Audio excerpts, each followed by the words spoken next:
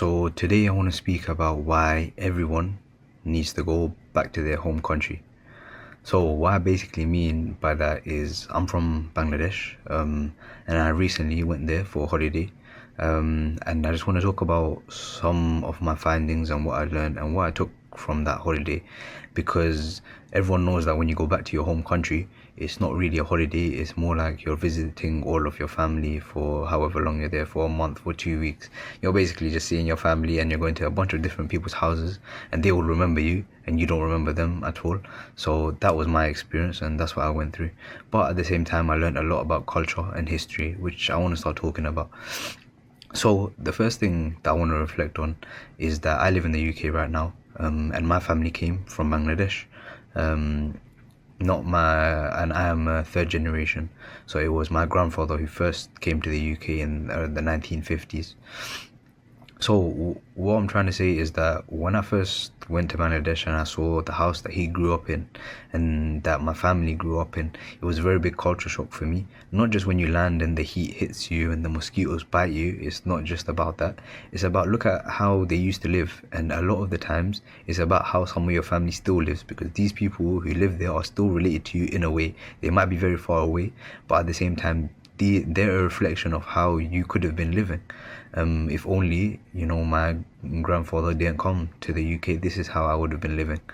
So I think that's something very important to reflect on, especially when you go back to your home countries and see how they're living, because Bangladesh is a third world country, and there's a lot of Pakistanis, there's a lot of South Asians community in London, in where I live right now.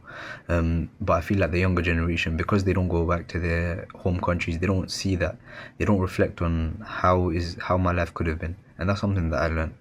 It could have been really different. I could have been sitting down while pooing. So thinking like that, is kind of crazy, especially in Bangladesh, in South Asia. Everyone knows the current just cuts out.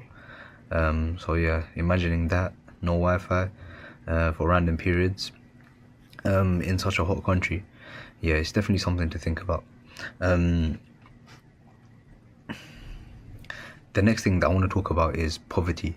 Poverty is completely different when you think of the UK and Bangladesh, which is why our parents, they went through so much struggle, and why they always say that their life was harder than us, because their poverty was a different type of poverty.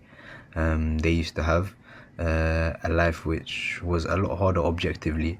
Now, as a third generation, we're facing completely different problems, like a job crisis, which they never used to have. Because why? Because their uncle will give them a job, or their family member will give them a job. But nowadays, in terms of a corporate life, that's just not how it works. Because of the bureaucracy, you have to go through interviews and you have to go through stages, and this is something that parents don't understand at all. That you want your child to have a good job, but then they don't understand the system. And then, especially now in the job crisis and the cost of living, it's very hard to get a job, which they will never understand. Why? Because they come to this country and they get the quickest and easiest job, which most of the time is a taxi driver or a dishwasher. And that's something that they stay with in the restaurant business, in the hospitality business, and they stay with it till the end of their lives, because their ambition and their point to come to the UK is just to live here. It's not to get a good life. The good life comes through their children. I do want to say, in Bangladesh, from the people that I met, is that not a lot of them actually have ambition. Not a lot of them actually think that they're gonna get out of the life that they're living. They think they're gonna be stuck there forever, and they don't really have any goals. I mean, if you ask them, they'll say they can't plan for the future.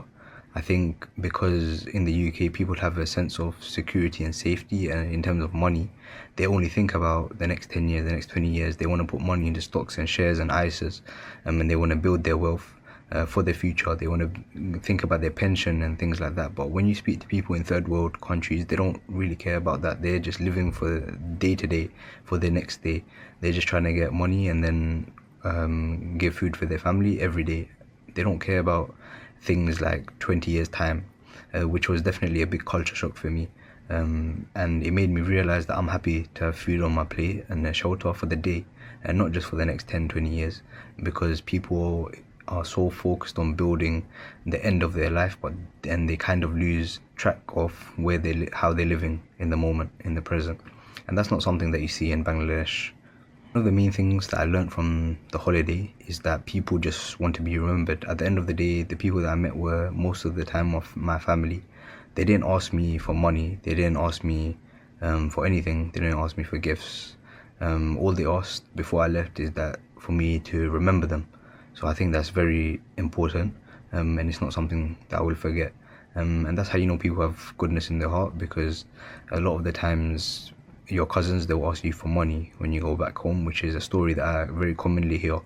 But really and truly, what they should be asking for you is for dua and just to remember them. The final 2 points that I want to go through is that from what I've seen is that the hardest upbringings of people, they make the softest people. So what I mean by that is that I went to a family's house who was not rich at all. They were probably the poorest people that I've met, but they gave me 2 eggs, and that stayed with me more than all the dawats that I went to, all the houses that I went to. I went to so many houses, and they gave me luxurious food in terms of their curries, their rice, their chicken, their meat, their fish. They had everything on the plate. They had desserts.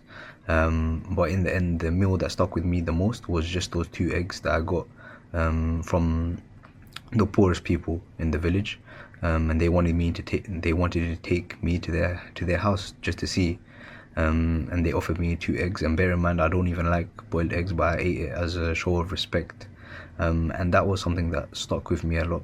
That it's not about the best things, it's about heart and passion, and how is that displayed through people, because these are the memories that you make, and these are the stories that you take back. You don't remember the food, you don't remember, you don't remember the food, but you remember the experience. And these are the stories that you always learn from when you go back home, because you're exposed to so many new things. The final point that I want to give is that when people are rich back home, just know that the way they done that is probably through blood money, or through some harsh ways, through some violent ways, because a lot of the times that's the only way that you succeed in that society. Is very unforgiving. Everyone knows a third world country is tough, but that's not that different from Britain, from the UK. It's a dog eat dog world, especially when you're climbing up to the top 1%, to the top 5%, to the top 10%. It's very hard, and it gets very harsh. So what I saw is that when I see people who are at the top of their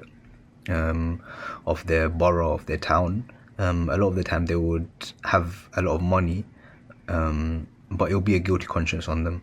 Why? Because your whole community knows what you've done. These are small, tight-knit communities, and money, at the end of the day, it will never make you happy, because the happiest people that I saw were never the ones with so much money. They were the ones who had heart and who had passion, and who actually enjoyed their life, even though they were living the most simplest life that you can ever imagine.